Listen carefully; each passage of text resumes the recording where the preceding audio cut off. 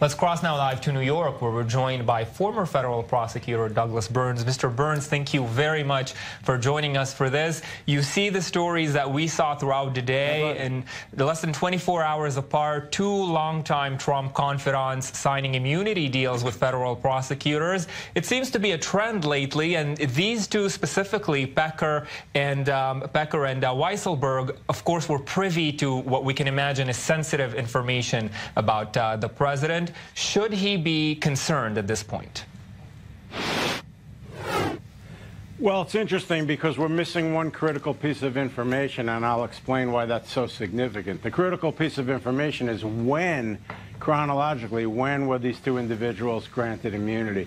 Because that will answer the much more important question, which you've heard people frame out, which is, were these two given immunity specifically on the Michael Cohen investigation, the Michael Cohen prosecution that resulted in the guilty plea, or does it go beyond that, particularly with this, financial figure who was so integrally involved in the Trump organization? Is Mueller looking at, the Trump organization? We really don't know that, but I suspect, taking a guess, I honestly do think that these two grants of immunity did have more to do with Michael Cohen, but again, I can't speculate as to where else it might lead. It seems that flipping against Donald Trump is beginning to be a trend in the White House administration. Are we going to see more of this? Well, I think you're right. I mean, it's hard to handicap where it goes. This is a highly unusual presidency, obviously. There's a lot of toxicity in the relationships back and forth. So if I had to answer the question, I think, unfortunately, on many levels, you do see it sort of progressing along in the same fashion with these disputes back and forth.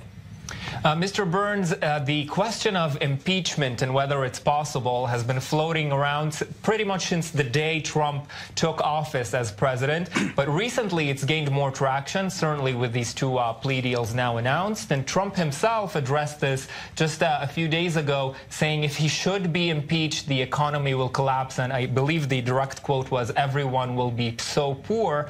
But are we closer today, at least theoretically, to the idea of and the impeachment of the president? On some level, yes. I mean, originally, I don't think it's unreasonable to say that, calls for impeachment were a little bit premature, right when he came into office. But now, as things are developing along, with Michael Cohen saying under oath to a court during what we call a plea allocution, that this was somewhat at the direction of the president, I think it is. I mean, one thing I must note, very important, is that the two payments that are at issue did take place before the president was president. So that's going to create an uphill battle to impeach on that.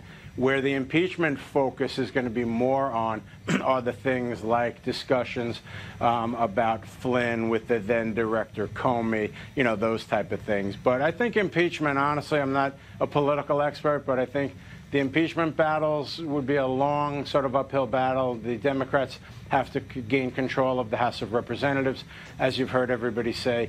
And then there's a significant issue as to whether you could really cobble together a two-thirds vote in the United States Senate to remove the president from office. So it's a fascinating thing, and we'll see how it plays out, obviously. Mr. Burns, do you feel that Trump's reaction to Jeff Sessions today was appropriate? I really don't, actually. There's way too much of the public airing of all these different disputes. I mean, I'll break it down. The president's upset that Sessions hadn't recused himself,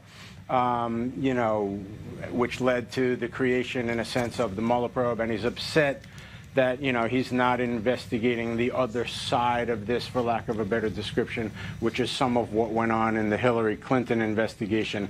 That immediately, calls out stuff like he's investigating his political enemies, and I understand that. So to answer your question, I, don't feel that all these public outbursts are necessarily productive at all. It's the first time we've really seen it, honestly, in American history.